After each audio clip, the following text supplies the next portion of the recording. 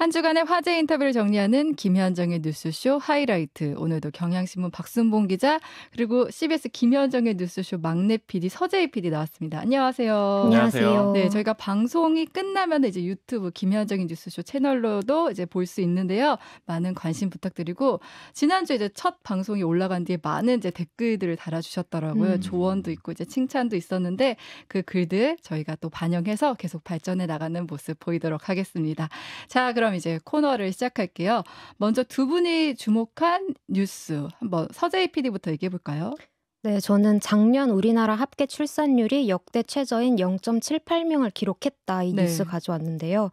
0.78명이라는 수치가 일단 OECD 국가 평균의 절반에도 못 미친다고 하고 또 한국이 8년째 꼴찌를 기록하고 있다고 해서요. 그래서 그동안 정부가 출산 장려금도 확대하고 뭐 돌봄이나 교육 정책도 강화하고 있는데도 출산을 기피하는 이유가 뭘까 하고 생각을 해보면 좀 전반적으로 사회가 요구하는 조건들이 좀 기본적인 사회인으로서 기능하기 위해서 갖춰야 하는 것들이 좀 많아지고 있는 것 같아요. 그래서 취업이라든지 집 마련이라든지 또 최근에 고물가 때문에 좀 기본적인 생활 유지를 하는데도 부담이 크다 보니까 아직 나는 준비가 안 된 것 같아라고 생각을 하는 인식을 하는 청년들이 많은 것 같습니다. 그래서 이 결과가 발표되고 나서 윤 대통령이 아이를 낳고 기르는 모든 과정이 정부 책임이다라고 하면서 적극적인 지원책을 좀 마련하겠다고 선언을 했는데 좀 어떤 정책들과 또 효과가 있을지 지켜봐야겠습니다. 박수몽 기자는 어떻게 봤어요? 저는 최근에 좀 중국 관련된 이제 중국 시장 관련된 전문가랑 얘기할 기회가 있어가지고 이제 그 얘기를 하다가 이제 우연히 출산율 얘기가 좀 나왔어요. 그러니까 중국하고 미국 간의 일종의 경쟁 구도였는데 아주 좀 예전에는 중국이 결국에는 경제적으로 미국을 추월할 거다 이런 얘기들 많이 했었잖아요. 근데 중국이 최근에는 좀 어려울 거다 이런 전망들을 많이 하고 있다라고 얘기를 해주면서 그 배경 중에 하나가 출산율을 얘기를 하더라고요. 그러니까 중국의 출산율이 낮고 미국은 생각보다 괜찮대요. 그리고 또 이민도 많이 오고 그러니까 인구가 계속 충분히 꾸준히 차오르기 때문에 그런 점에서 결과적으로는 아마 중국이 좀 쉽지 않을 거다. 그리고 인도 같은 곳은 또 출산율이 굉장히 높잖아요. 그래서 결국 중국 시장을 대체할 거다 이런 얘기도 같이 들었는데 근데 이제 다만 그 얘기를 들으면서 우리나라 출산율 굉장히 낮잖아요. 그래서 국가적인 경쟁력은 떨어질 수밖에 없겠구나 이런 생각이 들지만 또 반대로 개개인으로 생각을 해보면은 아이를 낳고 사는 게 만만치가 않고 쉽지 않은데 그걸 국가 경쟁력 때문에 뭐 나아라 이런 식으로 하기도 너무 어려운 문제인 것 같고 그리고 예전에 이제 최재천 교수님이 뉴스쇼에 나와서 얘기하셨던 내용 생각을 해보면은 이제 안 낳는 게 더 합리적인 판단이라는 그런 얘기도 그러니까 아주 정말 근본적인 게 바뀌지 않으면 안 된다라는 거잖아요. 정말 요거는 쉽게 해결할 수 없는 문제고 너무 원론적인 얘기지만 정말 100년의 계획을 가지고 정부가 꾸려 나가야 되는 그런 일이 아닌가 그런 생각이 들었습니다. 그러니까 정부가 2005년부터 16년 동안 투입한 돈이 280조라고 하는데 근데 출산율은 떨어진 거잖아요. 그러니까 그 돈이 어떻게 보면 잘못된 문제의 원인가 또 잘못된 해결책을 지금까지 했던 거 아닌가 저는 그런 생각이 들더라고요. 좀 나아졌으면 좋겠다 이런 생각이 드는데 우리 박순봉 기자가 주목한 뉴스는 뭐예요? 네, 저는 의대 전성시대랄까요? 이제 의대나 아니면 의사라는 직업에 대한 그런 보도들이 좀 한 주간 계속 눈에 띄더라고요. 사실 이제 최근에 드라마 소재로도 많이 나오잖아요. 어린 아이들, 뭐 초등학생, 중학생들 의대 준비반 이런 것들 소재도 많이 다뤄지고 있는데 스카이캐슬 뭐 이런 드라마 맞습니다. 얘기하시는 거죠? 뭐 일타 스캔들 이런 드라마도 있는데 실제로 좀 보도가 많이 나왔던 게 초등학생 의대반 이런 것들이 많다라고 보도가 초등학생이요? 네, 초등학생 의대반 그리고 고등학교 2학년 문제 풀고 이런 수학 문제 풀고 이런 것들이 많이 나오더라고요. 초등학생이요? 네, 근데 이제 그 아이들한테 이 기자들이 물어보면은 왜 의대를 가고 싶냐라고 하면은 이제 부모님이 의사인데 부모님이 의사가 너도 되려면은 이렇게 공부를 해야 된다 이렇게 말을 해서 그대로 한다는데 너무 좀 작은 아이들인데 그렇게 또 공부를 하고 있는 모습 그리고 심지어는 고등학교 그 수학을 풀고 있는 그런 모습 같은 것들이 참 좀 복잡한 그런 감정이 들었고 또 그런 것들이 좀 눈에 띄다 보니까 여러 가지 것들이 있는데 예를 들자면 예전에는 이렇게 서울대를 가는 게 굉장히 좀 중요한 척도같이 그렇게 인식이 됐고 지금도 그런 얘기들을 많이 표현을 하잖아요. 근데 지금은 더 이상은 좀 통용이 되는 얘기가 아닌 것 같아요. 지방대 의대가 더 우선이고 서울대 이과에 있는 그런 전공들도 더 아래로 내려갔다라고 많이 하더라고요. 이런 것들도 좀 눈에 띄었고 또 하나는 이제 속초의료원의 응급의학과 네. 이제 의사가 부족하잖아요. 네. 근데 연봉을 4억으로 크게 올렸는데, 그러니까 4억으로 올렸는데 그런데도 불구하고 면접 보러 온 사람이 많지 지원자가 않아서 없다. 네. 3명 중에 1명만, 3명이 필요한데 1명만 채용을 했고, 아, 그래서 이 응급의학과 운영을 그 내내 하는 게 아니고 의사들이 있는 날만 한다라는 게 사실 응급의학과의 취지에 맞지 않게 그렇게 운영이 그렇죠. 좀 되더라고요. 긴급할 때 이용하는 곳인데. 결국에는 의사는 여전히 모자라고, 특히 지방에는 더 모자라고, 이런 상황에서 의대를 또 원하는 그런 목소리는 더 높아지고, 그러니까 이런 것들이 좀 사회적으로 크게 좀 문제가 앞으로 더 심각해질 수 있을 것 같아서 이 뉴스를 좀 뽑아봤습니다. 그러니까 똑똑한 사람은 이제 그럼 다 뭐 똑똑하고 명문대 갈 친구는 다 이제 의사만 되는 거잖아요. 그러면 이제 직업 다양성 측면에서도 그렇고 인재 양성 측면에서도 국가적으로 굉장히 문제가 있는 거거든요. 그러니까 예전에는 그 변호사하고 의사, 아니면 이제 판검사, 변호사, 의사 이런 식으로 좀 나눠져 있었는데 요즘에는 그것도 좀 많이 사라진 것 같아요. 공부를 잘한다라고 하면은 이제는 다 의대로 다 그냥 몰려버리는 그런 상황이 된 걸 보면은 좀 이것도 좀 대책이 필요할 것 같다. 맞습니다. 근데 좀 인상적으로 봤던 거는 미국 같은 데는 목수들도 상당히 수입이 높아가지고 네네. 그리고 좀 매력적인 직업으로 꼽히기도 하잖아요. 네네. 그러니까 그런 것들도 일종의 직업 다양성을 위해서는 뭐 육체 노동도 좀 임금이 높아져야 네네. 되고 뭐 여러 가지 방안들이 있어야 될 것 같아요. 맞아요. 전반적인 직업 만족도가 높아져야지 이 의대 쏠림도 좀 해결되지 않을까 이런 생각이 듭니다. 그럼 이제 본격적으로 우리 인터뷰로 들어가 볼게요. 오늘 처음으로 만날 인터뷰 주인공은 누구예요? 네, 첫 번째 인터뷰는 민주당 원로인 유인태 전 국회 사무총장입니다. 네. 다음 주 이재명 대표 체포동의안 표결을 앞두고 불체포 특권을 내려놓고 영장 실질 심사를 받는 게 낫지 않겠냐 하고 큰 쓴소리를 했는데요. 사실 월간 코너라서 이제 매달 출연하시는데 네. 그 전까지는 대장동 수사 관련해서도 더 지켜봐야 한다. 아직 직접 증거나 물증이 나온 건 없다. 그리고 뭐 또 다른 지자체도 비슷한 문제들은 있다. 이렇게 좀 유보적인 입장을 취했었어요. 그러니까 이 대표를 그래도 좀 옹호하는 네. 입장이었죠. 네. 그랬는데 이제 표결 직전에 좀 결정적인 순간에 비명계 의원들 속내는 다를 수 있다고 이제 경고를 한 건데요. 네. 일단 직접 들어보시겠습니다. 이재명 대표 체포동의안 표결 앞두고 지금 민주당 분위기가 좋을 수는 없을 것 같은데 일단 어제 이재명 대표 최고위원회에서 나왔던 그 발언, 정치권을 발칵 뒤집었던 그 발언부터 듣고 오겠습니다. 국가 권력을 가지고 장난하면 그게 깡패지 대통령이겠습니까? 왜 방어를 하느냐, 가만히 맞아라 라고 하는 것, 이게 깡패의 인식이라고 생각됩니다. 그러니까 이재명 대표 발언 수위가 점점 더 좀 이렇게 올라가는 느낌이 드네요. 저렇게 올라갈 수밖에 없게 지금 검찰이 대하고 있잖아요, 권력이. 이재명 대표한테. 예. 그것에 대한 이제 사실은 그동안은 발언을 안 했잖아요. 뭐 질문이 있어도 안 하던 모드에서 조금씩 예. 더 수위를 올릴 수밖에 없는 상황이 아니겠느냐. 그렇죠. 그런 말씀. 그럼 지금 민주당 분위기는 부결이죠? 그거 아직은 뭐 이렇게 꼭 단정하기에는 좀 이르지 않은가 보여지네요. 지금 사실은 대부분의 언론은 부결 기정사실. 다만 표가 압도적으로 나오느냐 아니냐 그 정도만 뭐 변수다 이렇게 얘기하고 있는데 유 총장님이 느끼시는 분위기는 좀 다릅니까? 꽤 고민 중인 것 같더라고요. 꽤 많은 의원들이. 꽤 많은 의원들이요? 그러니까 뭐 이런 걸로 보여줘요. 검찰이 해도 너무한다. 권력이. 그건 다 동일해요. 그리고 뭐 이재명 대표 결국 배임하고 뭐 제3자 뇌물 성남 FC에. 예. 아니 그럼 원래 할 때는 뭐 700억의 그분이었고 뭐 변호사 대납이고 뭐 한두 가지가 아니었죠. 하나도 지금 그 부분이 다 빠졌다. 없잖아요. 없는데 검찰이 좀 너무 무도하다고 하는 데는 동의를 해요. 그 피해자라고 하는 데 대해서는. 그런데 어쨌든 그러니까 기본적으로 이재명 대표가 대표 나온 것부터 잘못됐다고도 생각하는 사람들이 많거든. 여전히. 그 대선 그 이후의 행보에 대해서는 저도 여전히 비판적이에요. 그 뭐 개항에 가서 배지를 달고 지방선거 그렇게 해놓고 이 방송에서도 여러 번 예. 그 대표 염치가 있으면 나와서는 안 된다.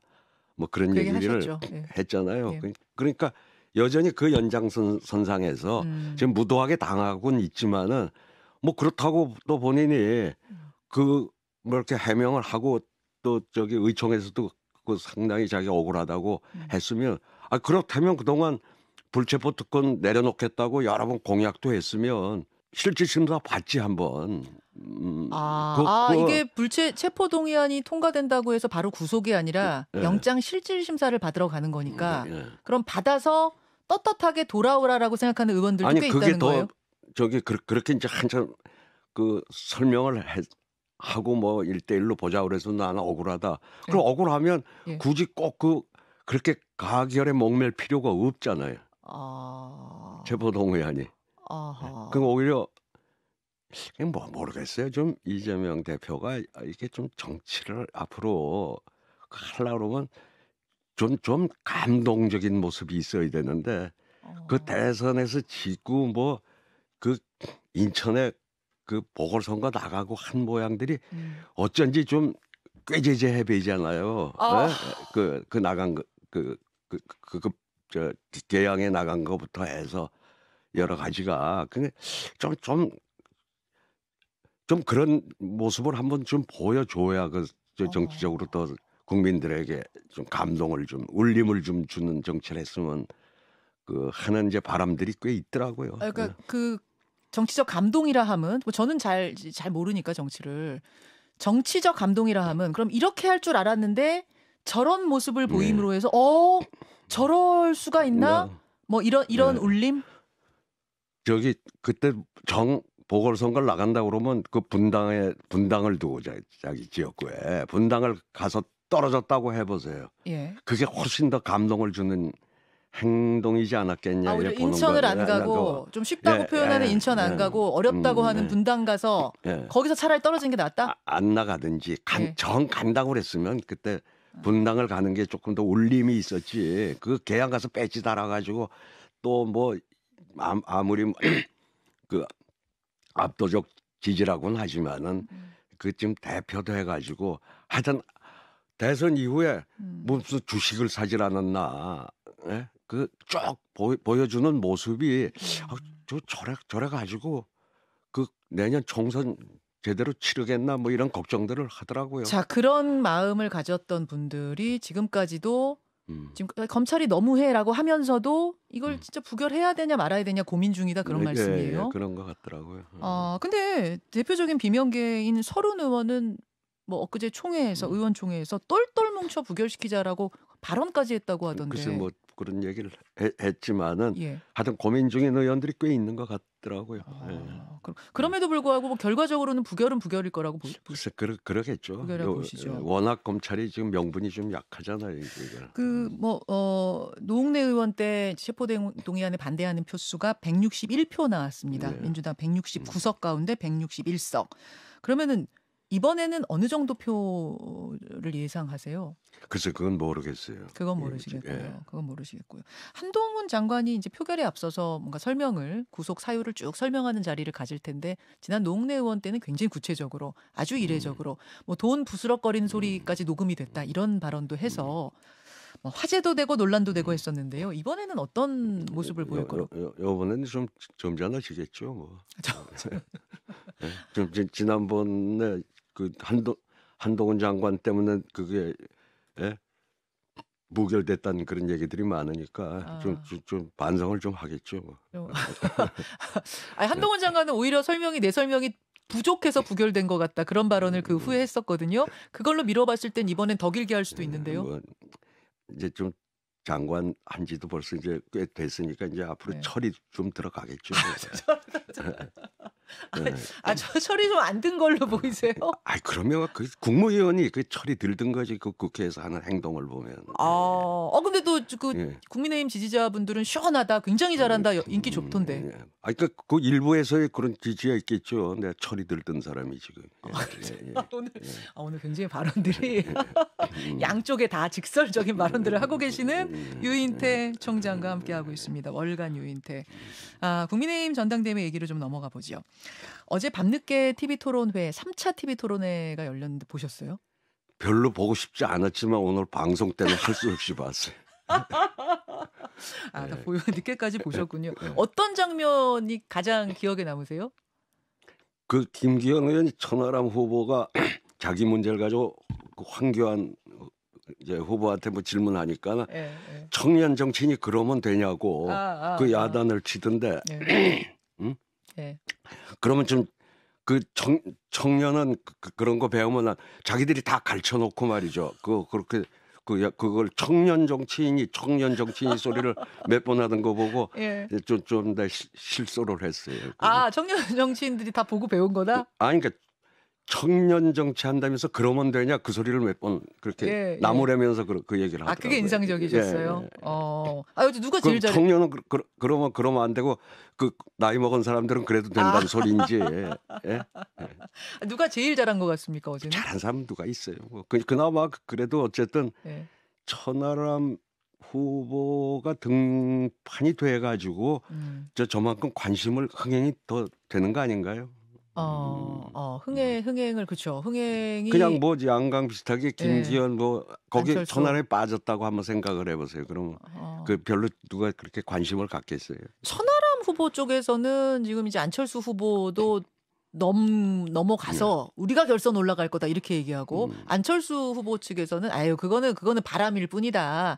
당연히 내가 올라간다. 이제 이렇게 얘기하고 있는 중인데 그 결선 투표가 있다면 누가 올라갈 걸로 보십니까? 천하람 후보의 경력으로 봐서는 사실 이거 컷오프도 통과되는 게 잘못된 거 아니에요? 그 말씀은 아니 오선 의원들이 나오고 했는데 저는 사실 이준석 저번에 대표 때도 이준석이 되면은 대선 우리 지는 거 아니냐는 소리들을 하더라 우리 쪽에서 민주당에서. 제가 한번 그 얘기를 이 방송에서도 하긴 했지만은 저도 다 이제 정치 혐오가 낳은 산물 아니에요.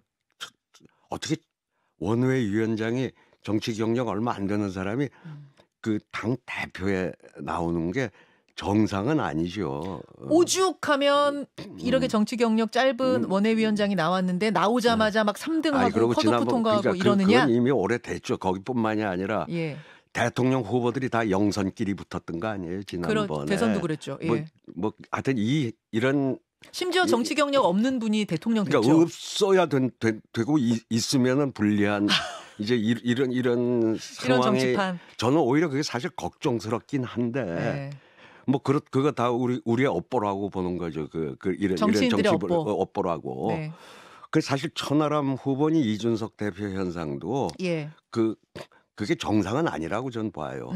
근데 어쨌든 지금 저렇게 나와서 그러고 전부들 저 권력 눈치 보느라고 비실비실 하는데 저기 당당하게 그 대통령 권력에 맞으니까 이제 그나마 좀 이렇게 흥행도 되고 관심도 갖는 거 아니냐. 그래 뭐 전 하여튼 천하람 후보가 만약에 그렇게 되면은 아마 그야말로 내년 총선은 민주당이 아주 망하겠죠.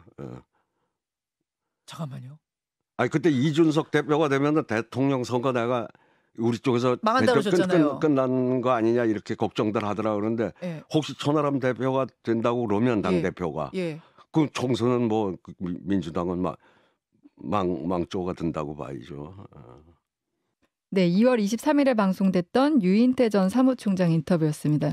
이제 원로 정치인들이 나오면 좀 재밌는 게 말씀들을 시원시원하게 하잖아요. 뭐 정치적 유불리를 별로 따지지 않다 보니 가능한 것 같은데 유인태 전 총장이 이재명 대표에 대해서는 꾀죄죄해 보인다. 그리고 한동훈 법무부 장관에 대해서는 철이 덜 들었다. 이렇게 평가를 했어요. 네, 이번에 좀 여야 인사 할 것 없이 좀 가감없는 쓴소리를 하셨는데요. 네. 이제 이 대표의 검찰 수사 상황 말고 좀 이 대표가 개인으로서 선택한 것들, 말하자면 인천 계양을에 출마를 한 거나 아니면 방산 주식 논란, 이런 거에 대해서는 이 대표가 책임을 져야 한다고 말씀을 하신 거예요.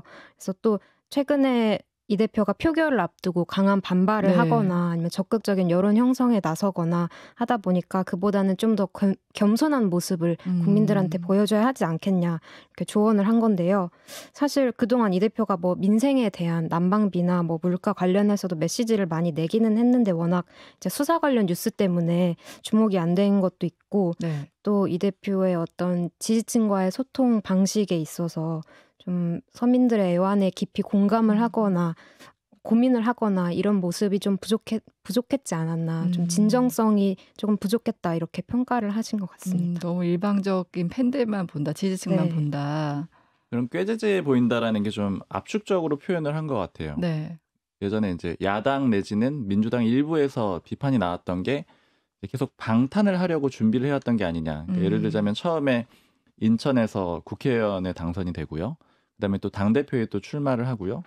이런 과정들이 결과적으로 이제 체포동의안을 앞서 놓고 보니까 이때 그러면은 부결시키기 위해서, 그러니까 구속을 피하기 위해서 했던 게 아니냐, 이런 식의 비판을 좀 유인태 전 총장이 한 번에 좀 집약적으로 좀 네. 꾀재재해 보인다. 그러니까 약간 좀 비겁하다, 이런 식으로 표현을 한 것 같고요. 다만 이제 이재명 대표는 계속해서 국민들 상대로 여론전을 펼치는 그 표현대로 말씀을 드리면은 상황이 좀 많이 바뀌었다라는 거고, 네. 윤석열 정부가 워낙에 그 검찰 수사를 주도해가지고 과도하게 하고 있다, 이렇게 인식을 하고 있기 때문에 응할 수 없다라는 그런 입장을 보이고 있습니다. 네. 그리고 한동훈 장관 같은 경우에는 좀 여권 내에서도 평가가 좀 엇갈려요. 그러니까 사실 이제 처음에 한동훈 장관이 나왔을 때는 진짜 신선하다, 이런 표현들이 많았습니다. 네. 기존의 정치 문법하고는 완전히 다르다. 뭔가 좀 젠틀해 보이기도 하고 되게 똑똑해 보이기도 하고 뭐 그런 인상을 줬었어요, 처음에는. 네. 특히 이제 여러 가지를 볼 수가 있는데, 첫 번째는 기존에 좀 인기가 있었던 정치인들의 표현 같은 게 소위 사이다 내지는 호통치는 그런 표현들이 많았었거든요. 네. 의원들이 국무위원들을 이제 불러가지고 국민들 대신해서 막 큰 소리로 혼내고 막 똑바로 하라고 네. 하고, 이런 것들이 좀 인기를 끌었는데, 그게 어느 순간부터는 좀 인기가 시들해진 거예요. 그러니까 너무 저기도 또 갑질하는 거 아니야, 이런 식의 생각들도 들기 시작하는 그 무렵에 한동훈 장관이 나와가지고 국무위원이 그간에는 계속해서 좀 저자세를 많이 취했잖아요. 약간 의처럼 보여지기도 그랬었죠. 하고. 네. 근데 한동훈 장관은 전혀 굽히는 기색이 없고, 그리고 또 소리를 지르거나 이런 스타일은 좀 아니고 조곤조곤 일일이 반박을 하는 그런 방식이잖아요. 네. 그러니까 그러다 보니까 정치권에서 이게 요즘 세대한테 좀 먹히는 그런 발언인가? 특히 여당 내에서는 그런 얘기들이 많이 나왔었고요.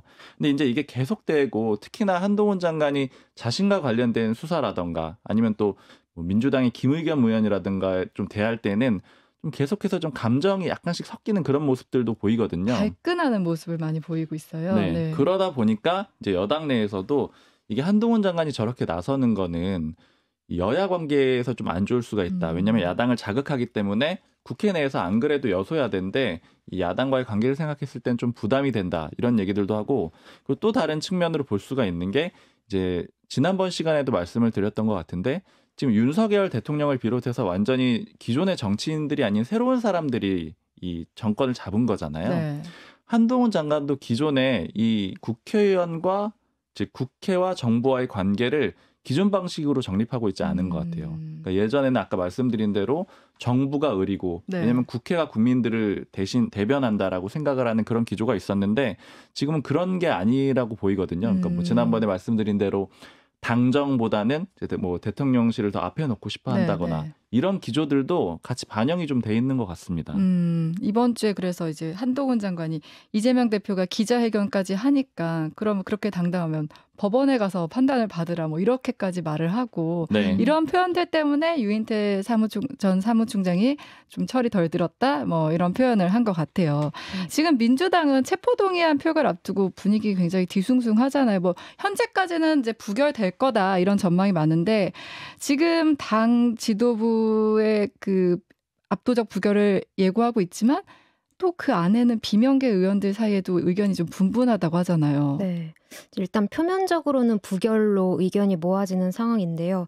이제 유 총장님이 사석에서 비명계 의원들을 만나서 속내를 들어보니까 뒤에서는 이제 많이들 이 대표의 그다음 영장 청구나 아니면 당의 총선 준비나 특히 공천에 대한 생각 때문에 머릿속이 복잡하다는 거예요. 그래서 최근에 비명계 모임에서도 당대표 리스크에 대한 우려들이 나오면서 퇴진론이 다시 거론됐다는 이야기도 들렸잖아요. 네. 그래서 결국 부결은 부결인데 몇 표의 이탈표가 나올 거냐 이거를 두고 계속해서 후폭풍이 이어질 것 같습니다. 그 비명계 쪽 입장도 들어보면은 그 안에서도 입장들이 좀 갈린다라는 거예요. 비명계 의원들 안에서도 네. 네. 거기서도 뭐 굳이 표현을 하자면 뭐 온건파 아니면 강경파 이런 식으로 좀 나눠진다라는 거죠. 네. 강경파들의 입장은 가능하면 빨리 이재명 대표가 물러나야 된다라는 거예요. 물러나야지 그래야지 지금 여건이 그렇게 잘하고 있지 못한데 그러니까 예를 들자면 뭐 윤석열 대통령의 지지율이 그렇게 높지 않고 또 국민의당의 전당대회도 시끄럽고 내부도 좀 혼란스러운 그런 상황도 있잖아요. 네. 이런 상황이기 때문에 우리가 조금만 잘하면은 지지율 금방 50% 갈 수가 있는데 이재명 대표의 리스크 때문에 안 되고 있는 게 아니냐. 네. 그러니까 빨리 물러나야 된다. 이렇게 주장을 하는 사람들도 있고. 그러니까 대표직을 사퇴하라. 그렇죠. 네. 바로 물러나는 시기가 빠를수록 좋다라는 거고요. 그런데 온건파들은 이재명 대표가 물러났을 때 당이 이대로 잘 운영이 될 수 있을까? 그러니까 너무 큰 혼란이 오지 않을까? 이런 좀 의구심을 갖는 거예요. 네. 바로 이재명 대표가 물러나게 되면은 이제 안 그래도 당원들의 반발도 좀 심할 수가 있고 네. 그리고 당장 비대위 체제로 가게 될 텐데 이게 너무 큰 혼란이 올 수가 있다라고 보는 겁니다.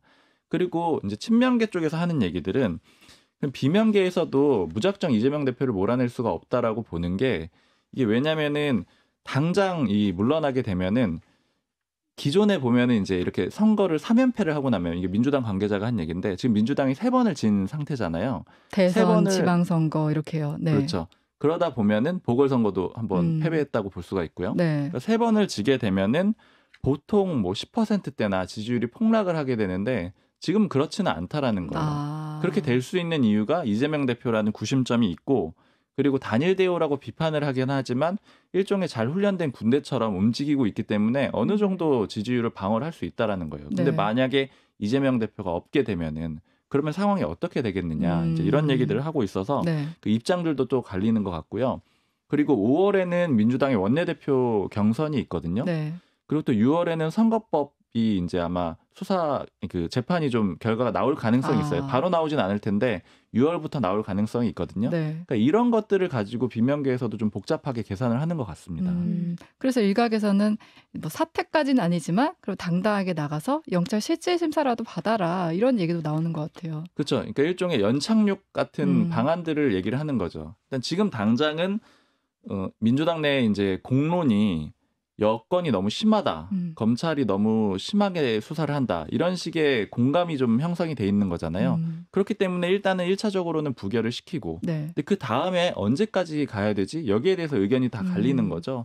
그러니까 일단 예를 들자면 연착륙 내지는 뭐 명예로운 퇴진 이런 식으로 길을 열어줘야 된다라는 게 좀 온건파라고 볼 수가 있고 강경파들은 이제 그냥 바로 좀 물러나야 된다 이렇게 좀 보는 것 같습니다. 그리고 강경파들의 입장은 이게 빨리 무너질수록 네. 지지율이 확 떨어질 수 있겠지만 빨리 무너져야 오히려 재건하기도 쉽다. 그러니까 내년 총선 전까지 차라리 빨리 무너져야지 한번 재건해서 다시 일어나서 총선을 할 수 있다. 이런 것 같아요. 그렇죠. 그 네. 시간이 주어질 수 있다라는 거죠. 네. 그리고 이제 이번 주에 좀 지지율을 보면 여론조사를 보면은 민주당 내 그 비명계 의원들이 고민이 깊을 수밖에 없는 게 민주당 지지율은 좀 계속 안 좋은 상황이에요.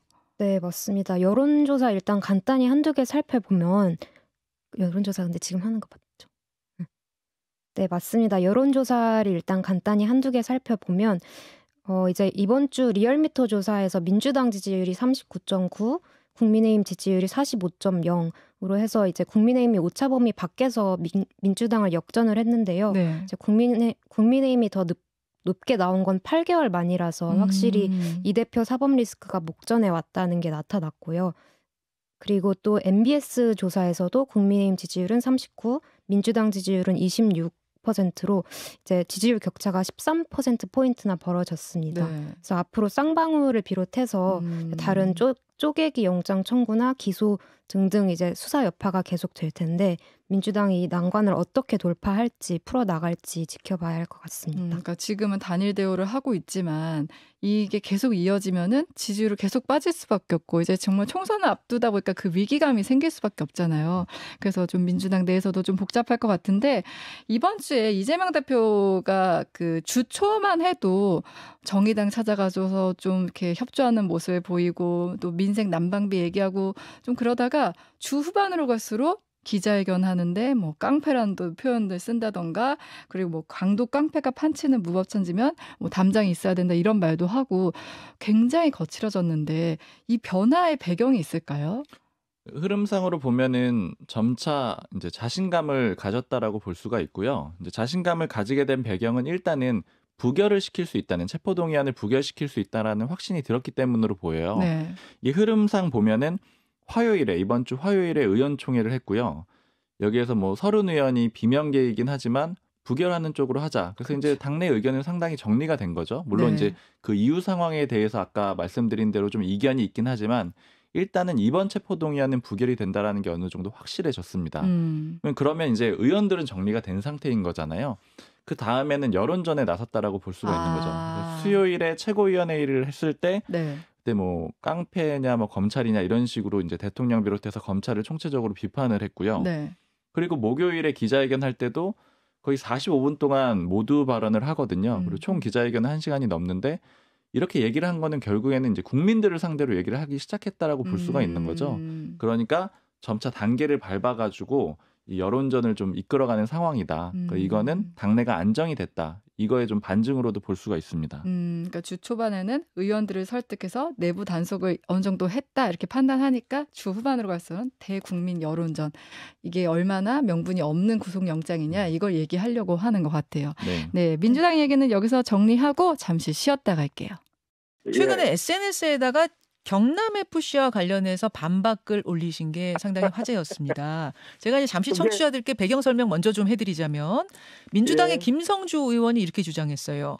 홍준표 시장이 과거 경남지사 하면서 경남FC 구단주 맡았을 당시에 대우조선해양에서 20억 원 후원 계약 맺었다.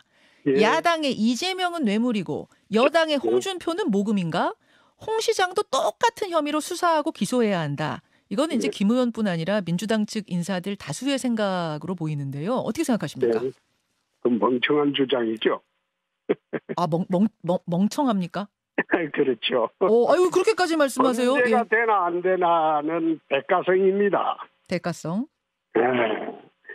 이재명 시장은 대가로 뭔가 해줬고 우리가 후원계약 맺을 때는 대가로 준 게 없어요. 그거는 이미 문재인 정권 시절에 1년 동안 내 뒷조사를 샅샅이 다 했어요. 그것도 조사했어요. 아, 뒷조사인가요? 앞조사인가요? 뒷조사했죠. 뒷조사요. 그러면 이제 우리는 몰랐는데 그때 많이 조사 당하셨어요? 이제 뒷조사 받았고 저희 집사람, 예. 두 아들, 며느리까지 샅샅이 통장 다 뒤지고 다 했어요. 제가 이제 뒷조사냐 앞조사냐 여쭌 이유는 뭐냐면 그러니까 그것을 나중에 알게 되신 건지 아니면 뭐 대놓고 좀 수사가 이루어졌던 건지 궁금해서요. 아이, 그거는 그 당시에 알고 있었죠. 그러셨어요? 조사하고 있을 때. 아하. 그리고 그 경남 FC는 예. 문재인 정권 때 후임 그 직무대행으로 보낸 그 친구가 예. 9달 동안 회계감사하고 싹 다 했어요. 그 당시에. 다 해가지고 문제가 없어가지고 끝난 사건입니다. 그때 대법원장도 들어갈 때인데 문재인 정권이 날 잡아 넣으려고 1년 동안 뒷조사를 다 할 텐데 문제가 있었다면 그때 내 감옥 갔겠죠? 그때 감옥 갔을 거다. 근데 민주당식 얘기를 들어보니까 이런 거더라고요. 이재명 지사의 경우도 주머니로 들어온 돈이 한 푼도 없지 않느냐. 그리고 박근혜 전 대통령의 경우는 제3자인 최서원 씨 개인에게 이익이 돌아갔다면 이 경우는 성남 시민한테 이익이 간 거기 때문에 문제가 되지 않는다. 똑같죠. 그거는 최서원한테 간 거나 예. 성남 FC에 간 거나 제3자 뇌물수수라는 거는 법인이었느냐 개인이었느냐 그 차이지 똑같습니다. 법정에 가면 최서원한테 같은. 그거는 개인한테 간 거냐 제3자 뇌물수수라는 거는 또 성남 FC 법인한테 간 거냐. 똑같은 논리입니다. 그 말씀은 뭐 착한 뇌물, 나쁜 뇌물이 따로 있는 게 아니라 뇌물은 다 갖고 이것은 제3자 뇌물 준 거다 뭐 이런 말씀이세요? 제3자 뇌물 수수죄가 죄의 제3자라는 것은 법인 또는 개인입니다. 그러니까 예. 박근혜 전 대통령 시절하고 다를 바 없다는 겁니다. 그렇군요. 그 시민한테 이익이 어쨌든 돌아가지 않았느냐, 선이다. 시민이 아니고 경남FC 구단입니다. 그 이제 이재명 지사 측에서는 이재명 지사의 득이 아니라 어쨌든 성남FC가 잘 되면 성남 시민들한테도 좋은 일이니까 우리는 득 본 게 없다. 이제 이런 거 같은데요. 법정에서 가려지겠죠. 알겠습니다. 민주당에서 지금 뭐 홍준표 지사님에 대해서도 홍준표 시장에 대해서도 실제 고발을 할 수도 있을 것 같은 분위기인데 혹시 이 부분에 대해서 하든 말든 그러니까 하게 되면 무고로 들어갈 거예요. 무고로 바로 치십니까? 아이 무고가 되죠. 그 자기들이 그 1년간 뒤졌는데 예. 뒤져갖고도 안 돼가지고 끝난 사건이고 나는 그거 문제가 될 게 하나도 없어요. 알겠습니다. 그런데 그거 잘못 고발하면 옛날에 18대 때 민주당 우모 의원이 저축은행으로부터 내보고 24억 받았다고 주장하다가 고발해본들 그거는 박하되는 사건이고 직접 자신 있는 국회의원이 나와서 덤비라 이거. 알겠습니다. 홍준표 시장 만나고 있습니다. 이재명 대표 얘기가 나와서 한 가지만 더 여쭙죠. 지금 국회에서 뭐 가장 큰 사안은 뭐니 해도 제1야당 대표 체포동의안 표결일 텐데요. 어제 이재명 대표가 기자회견을 자청해서 사법 사냥을 지금 하고 있다. 또 그 전날에는 이게 깡패지 대통령이냐, 이게 깡패지 검사냐 이런 비판도 했습니다. 다시 말해서 정적 제거용 보복 수사를 당하고 있다 이런 입장인데요. 어떻게 보십니까? 난 이재명 사건에 대해서 잘 말을 안 해요. 나는 이유가 예. 내가 중앙에 있으면 그냥 안 뒀을 거예요. 근데 지방에 내려와서 대구시장을 하고 있기 때문에 예. 야당하고 굳이 척져가지고 좋을 일이 없어요. 대구시 일을 보는데 야당이 작심하고 반대하고 나서면 예. 대구시 일 보기가 어려워요. 여소야대이기 때문에. 그래서 코멘트는 많이 뭐 SNS에 안 하시는데. 나는 그 사건에 대해서 하기 주저하는 게 그건 대구시를 위해서입니다. 시를 위해서. 국민의힘 얘기로 좀 넘어가죠. 지금 전대 레이스가 한창인데 뭐 김기현 후보가 우세하다는 판세에는 동의하시죠? 그거는 지금 분위기가 1차에 끝나는 분위기 같은데? 50% 넘길 걸로 보세요? 1차에 끝날 분위기가 아닌가 난 그래 보이는데요. 근데 김기현 후보가 지금 울산의 땅 문제 때문에 어제 막 거기를 사람들이 찾아가기도 하고 황교안 후보가 계속 토론 내내 공격하고 이런 좀 상황, 좀 불리한 상황으로 돌아가는 것 같던데요? 비열하다. 그 땅 문제는 이미 민주당에서 제기를 한 게 오래됐어요. 비열합니까? 부적절했는지 모르지만은 불법은 아니다. 난 그래 봤거든요. 근데 황교안 대표는 가보시니까 그게 그렇지가 않더라 이런 주장이던데. 참 그 어이없는 사람인 게. 지금 그 국회가 이렇게 어렵게 된 원인 제공한 게 황교안 대표입니다. 전 대표입니다. 그건 또 무슨 말씀이실까요? 벼룩이라도 낯짝이 있으면 지금 나와서는 안 되죠. 지난 총선 말씀이시군요. 그렇습니다. 그것 때문에 지금 여소야대가 지금 이런 형국을 만들어 놔놓고 그 날짜로 책임지고 사퇴한 사람이 지금 와서 뭘 하겠다고 또 나온 거예요. 그 경험이 있어서 이번엔 더 잘할 수 있다 뭐 이렇게 토론에서 말씀하시던데요. 이번에는 잘할 수 있다가 아니고 더 잘못할 거예요. 자기 미천이 다 보여줬다 이 말이야. 내 모든 것을 다 그때 다 보여줬어요. 절대적인 지지받으면서 당대표 할 때 역량을 그 당시에 다 보여줬어요. 그래요? 더 나올 게 없어요. 이번에 근데 토론은 되게 잘한다 이런 소리 듣고 있잖아요. 되게 뭐 두각을 나타내고 있다 뭐 이렇게. 두각 같은 소리 하고 있어요. 제가 혼나는 것 같죠. 알겠습니다. 두각 같은 소리 하지도 말까요 그냥? 아니, 그게 묻지도 마세요. 그 고려 대상도 아니에요. 고려 대상도 아니. 황교안 후보가 왜 김기현 후보만 이렇게 공격한다고 보세요? 아니 1등을 공격해야지 어떻게 한번 해볼까 그런 생각인데 또 이제 뭐 천하람 후보 안철수 후보 이래가지고 연대해서 이제 1등을 한번 잡아보자 그런가. 난 김기현 후보가 1등 한다는 데 대해서는 지금 당원들의 생각이 대부분 그렇다고 나는 봅니다만은 마이너 연대를 해갖고 그 메이저 후보 못 꼽습니다. 아, 그래요. 그게 일반 국민을 상대할 때는 가능한 이야기인지 모르지만 당원 투표에서는 그게 안 됩니다. 아, 그렇게 분석하고 계시는군요. 알겠습니다. 오늘 여기까지 오랜만에 중앙정치 논평까지 들었네요. 홍준표 시장님 고맙습니다. 네, 바로 어제입니다. 24일 금요일에 진행된 홍준표 대구시장 인터뷰였는데요. 지금 이재명 대표에 대한 그 성남 FC 후원금 의혹과 관련해서 민주당에서는 이제 비교하는 게 경남 FC예요. 그렇게 되면 이제 지자체에서 운영하는 프로축구 시민단은 후원금 문제 삼으면 다 문제 될 거다. 지금 민주당에서 이렇게 주장하고 있는데 홍준표 시장이 굉장히 또 발끈을 했어요. 엄연히 다르다. 왜 엄연히 다르다는 거죠? 네, 우선 제3자 뇌물 수수 혐의가 성립하는 거는 대가성 여부에 달려 있는데 이재명 당시 시장은 대가로 토지 용도 변경을 해줬고 또 경남 FC 구단은 반대로 계약을 맺을 때 대가로 뭘 해준 게 없다. 그리고 이미 문재인 정권 때 1년이나 뒷조사를 했지만 감옥에 안 갔다. 그러면서 민주당에서 고발을 하면 무고죄로 고소하겠다고 이제 엄포를 놨는데요.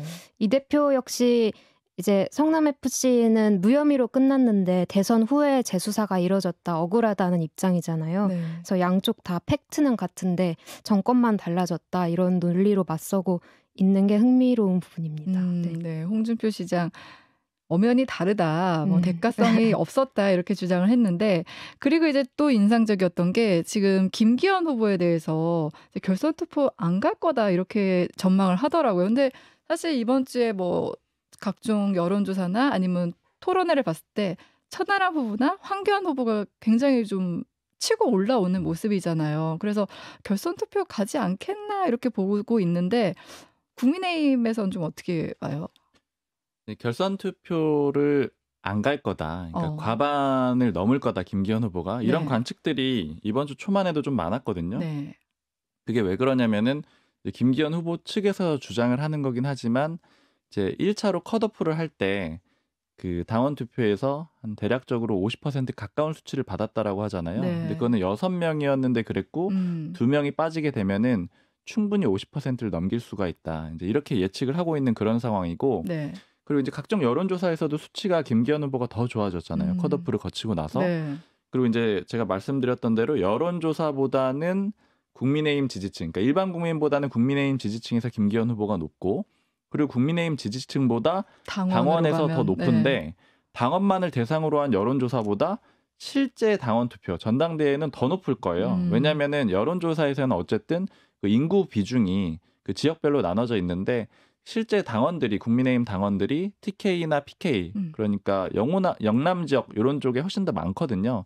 그러다 보니까 김기현 후보가 유리할 수 있다 이렇게 보이긴 하는데 다만 이제 변수가 등장한 게 바로 울산 뭐 땅 투기 의혹 요거거든요.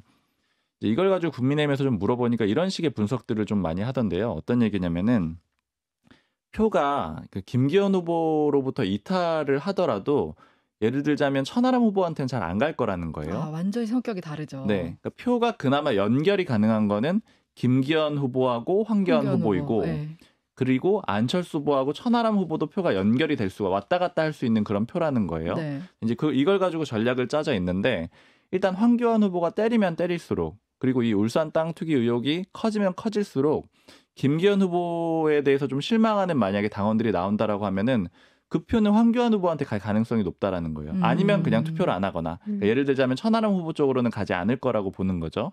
이렇게 해서 김기현 후보의 표가 줄어들게 되면 투표 모수 자체가 줄어들게 되면은 그러면은 결선 투표를 가게 될 수도 있다. 왜냐하면 이제 과반을 못 넘길 수가 있다. 이렇게들 예측을 하는 그런 사람들도 좀 많고요.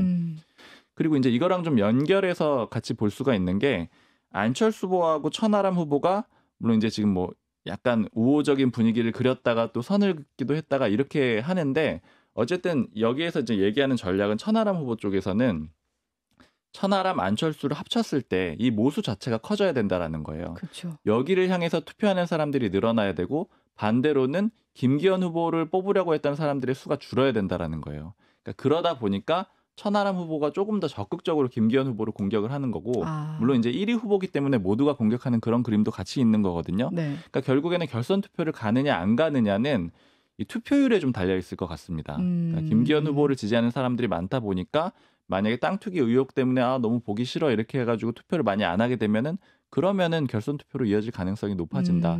이렇게들 분석을 하고 있습니다. 투표를 좀 봐야겠네요. 전 이번 전당대회 이제 3, 4위가 눈에 띄는데 이제 황교안 후보가 제가 생각했던 것보다 훨씬 선전을 하고 천하람 후보도 뭐 이번 주 어떤 여론조사에서는 이제 2위, 그러니까 실버 크로스를 달성했다. 뭐 이런 얘기도 나오고. 근데 홍 시장은 앞서 이제 유인태 그 총장도 천하람 후보를 좀 높이 평가했어요. 천하람 후보가 되면 민주당이 위협을 느낄 거다. 그런데 또 홍 시장은 황교안 후보에 대해서는 또 박하게 평가를 했거든요. 네, 이게 홍 시장이 예전에 좀 구원이 있는지 그래서 이제 홍 시장 쪽이 좀 물어봤어요. 네. 일단 사실은 기록상으로는 어떤 문제가 있냐면은 2020년 총선 때 홍 시장이 그때 공천에서 배제가 됐거든요. 무소속으로 해가지고 대구 지역구로 가서 무소속으로 당선이 되고 그다음에 복당을 못하다가 한 1년 3개월 걸려가지고 복당을 하게 됩니다. 그랬었어요. 네. 근데 그때 2020년에 공천에 배제될 때 당대표가 누구였냐면 바로 황교안 후보예요. 그때 황교안 당대표였던 거죠. 이것 때문에 홍 시장이 좀 어제 거칠게 발언을 했느냐 이렇게 홍 시장 쪽에 물어봤거든요. 홍 시장 쪽에서 하는 얘기가 당시에 황교안 전 대표가 공천에 별로 힘을 쓰지 못했다는 거예요. 홍 시장도 그렇게 인식을 하고 있다라는 겁니다. 이건 황교안 후보의 의도가 아니었다 그때 당시. 네. 근데 오히려 그보다는 그러니까 뭐 악연이 있다라기보다는 무능력했다라고 본다는 거예요. 그때 당 대표로서 이 공천을 잘 관리하지 못했고 그런 것들 때문에 다시 나와서는 안 되는 사람이다 이런 정도의 인식이 있다라는 거예요. 아마 그래서 이제 그렇게 좀 강하게 공격을 한 걸로 그렇게 보입니다. 그리고 천하람 후보 같은 경우는 지금 아까 뭐 그 모수를 늘려야 하기 때문에 김기현 후보를 공격한다고 했지만 별로 이렇게 두려운 거 없이 좀 공세를 펼친다 이런 인상이 있거든요. 이렇게까지 하는 게 가능한 이유가 있을까요? 일단 첫 번째는 김기현 후보를 강하게 공격을 할 수가 있는 거는 네. 김기현 후보의 그 지지자들이 천하람 후보에게 오지는 않을 가능성이 굉장히 높잖아요. 그러니까 김기현 후보의 지지자들이 천하람 후보에 대해서 너무 밉다, 싫다 이런 감정을 느끼는 게 사실은 이 투표 자체로 봤을 땐 마이너스는 별로 없다라고 볼 수가 있습니다. 근데 이렇게 하면서 얻을 수 있게 되는 효과는 뭐가 있냐면 지금 안철수 후보가 상대적으로 좀 여론조사에서 이 지지율이 쪼그라드는 그런 모습이 있잖아요. 선명성을 강조할 수 있다라는 거죠. 김기현 후보는 친윤 후보, 그리고 그 반대에 있는 후보가 예를 들자면 2명이 있는 셈인데 황교안 후보는 좀 애매하고요. 천하람 후보나 안철수 후보가 있는 셈인데 안철수 후보는 계속 그래도 약간 친윤이다. 뭐 이런 식의 좀 강조를 하고 있거든요. 우회적으로. 그러면은 결국 안철수 후보의 포지션을 가져오기 위해서는 김기현 후보를 많이 때릴수록 천하람 후보의 이 포지션이 뚜렷해지는 거잖아요. 네. 결국 노리는 표는 안철수 후보의 표라고 볼 수가 있는 거죠. 그러니까 좀 시원하게 때릴 수가 있는 모습으로 좀 생각이 됩니다. 어떻게 보면 안철수 후보의 표를 갖고 오기 위해서 안철수 후보를 공격하는 게 아니라 김기현 후보를 강하게 공격해서 안철수 후보를 지지했던 표를 내 쪽으로 갖고 오겠다. 이런 전략. 네. 그리고 사실 지금으로서는 좀 가능한 얘기는 아닌 것 같지만 국민의힘에서 또 이제 모 의원이 해준 얘기는 사실 예전에 김기현 원내대표 그리고 이준석 당대표 시절에 두 사람 사이가 꽤 괜찮았다라는 거예요. 그러면 자신이 봤을 때는 이준석 전 대표 입장에서 김기현 의원이 싫을까 안철수 의원이 싫을까 이거를 굳이 비교를 해보자면은 안철수 의원이 더 싫을 거라는 거예요. 안철수 의원하고는 도저히 같이 갈 수가 없는 사람이고 같이 운영이 안 될 거고 그리고 안철수 의원도 감정적으로 이준석 전 대표에 대해서 굉장히 좋지가 않거든요. 그러니까 예를 들자면 안철수 의원이 당대표가 됐을 때는 이준석 계 내지는 뭐 이준석 라인업이 훨씬 더 탄압을 받을 수가 있다. 오히려 김기현 의원은 내세우는 게 탕평이잖아요. 그래서 지금은 물론 이제 그 윤핵관이라는 공격에 대해서 강하게 반발을 하고는 있지만 만약에 당대표가 되면은 어쨌든 아우르는 그림을 그리려고 할 거고 그러면은 이준석 전 대표에 대해서 오히려 또 기회가 생길 수도 있다. 이런 얘기들도 같이 하고 있거든요. 물론 이제 지금 싸움이 굉장히 격해지고 있기 때문에 이거는 변화가 될 수 있는 상황인데 어쨌든 지금 이렇게 큰 그림으로 봤을 때 이준석 전 대표 측과 안철수 의원이 이제 같은 그 진영에 있는 것처럼 보이지만 두 사람의 사이는 정말 좋지가 않다. 이런 점도 좀 주목을 해볼 부분인 것 같아요. 네. 혹시 서재희 PD 덧붙일 말 있어요?